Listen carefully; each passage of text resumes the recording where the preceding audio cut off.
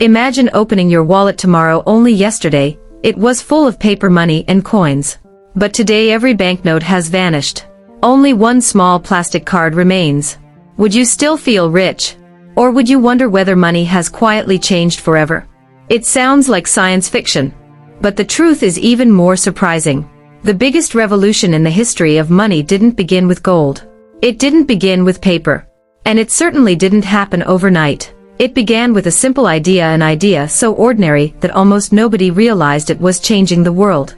Welcome. Today, we're walking through one of the most fascinating galleries in the museum. Every exhibit here tells the story of how money evolved. For thousands of years, people trusted things they could touch. Shells. Metal coins. Silver. Gold. Then came paper banknotes. Each new form of money seemed impossible at first. Yet every generation eventually accepted the change. But after the Second World War, something unexpected happened. The global economy began growing faster than ever before. Factories produced more goods. Cities expanded. People traveled farther. Stores became larger. And families started buying more than ever. With prosperity came a new problem. People had to carry larger amounts of cash. Wallets became thicker. Businesses handled mountains of banknotes every day. Banks spent enormous amounts of time counting, transporting, and protecting cash. The financial world was becoming faster, but money itself was not. Standing here in this gallery, you can almost imagine the frustration of that era. Everyone accepted cash as normal. Few people believed there could ever be another way. Yet somewhere, someone was already asking a simple question. What if people didn't have to carry money at all? At the time, the idea sounded almost impossible. But history has a habit of rewarding impossible ideas. And one banker was about to take the very first step toward a future that would eventually change every wallet on Earth. The year was 1946.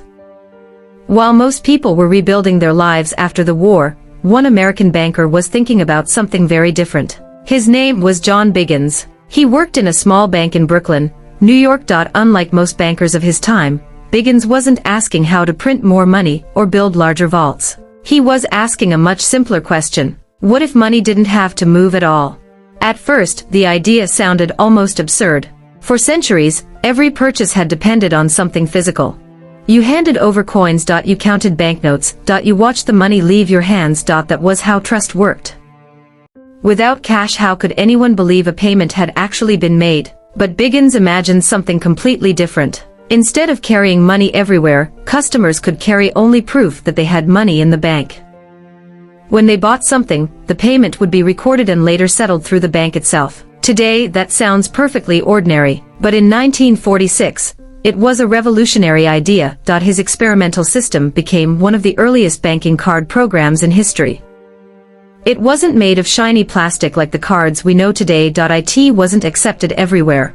And it certainly wasn't perfect. But for the first time, money no longer needed to travel with the customer. Only information did. That small shift changed everything. The value was no longer inside your pocket. It was inside the banking system.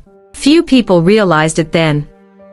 But the world had just taken its very first step toward cashless payments. Still, one question remained. Could ordinary people ever trust a small card more than the paper money they had relied on for generations?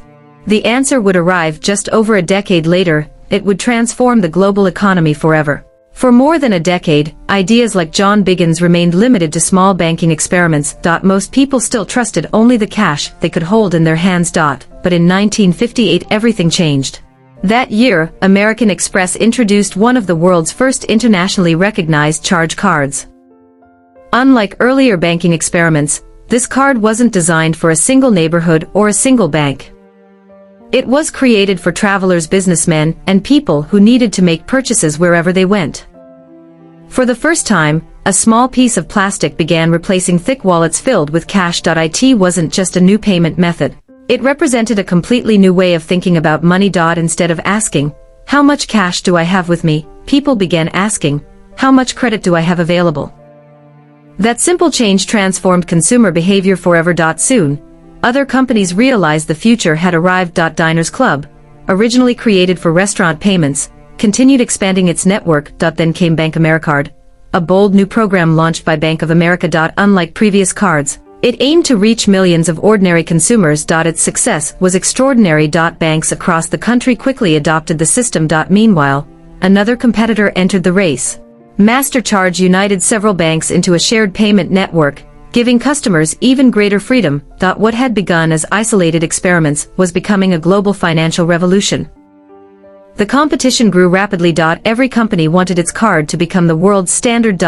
And the revolution soon crossed the Atlantic. European banks developed their own international payment systems. One of the most influential was Eurocard. For the first time, people could travel between countries without carrying large amounts of local cash. The card in their wallet became a passport to an entirely new financial world. As millions of people embraced this new technology, trust slowly shifted.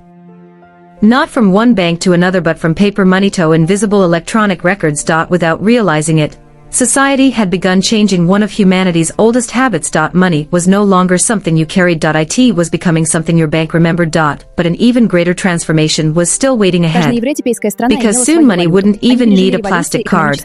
By the late 20th century, plastic cards had become part of everyday life. What once seemed impossible now felt completely normal. People no longer needed to carry large amounts of cash. A single card could replace an entire wallet. But technology never stands still. As computers became more powerful and the internet connected the world, another transformation quietly began. Banks were no longer just buildings. They became digital networks. Payments that once took days could now be completed in seconds. Then came online shopping. Suddenly, people could buy something from the other side of the world without leaving their homes. Soon after, smartphones changed everything again. Your wallet was no longer in your pocket. It was in your phone. A single tap, a quick scan, even a fingerprint was enough to move money across continents. Something extraordinary had happened. For thousands of years, money had always been something people could see and touch.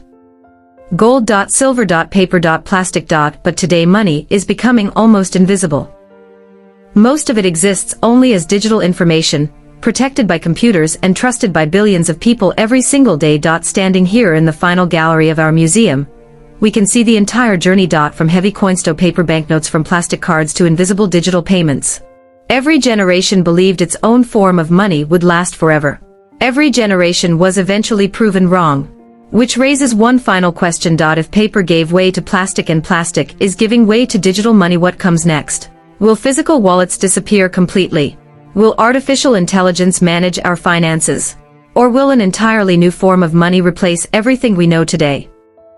History has taught us one important lesson. Money never stops evolving. It simply changes its shape. And perhaps the next chapter of that story has already begun. Thank you for visiting the museum. I'll see you in the next exhibition.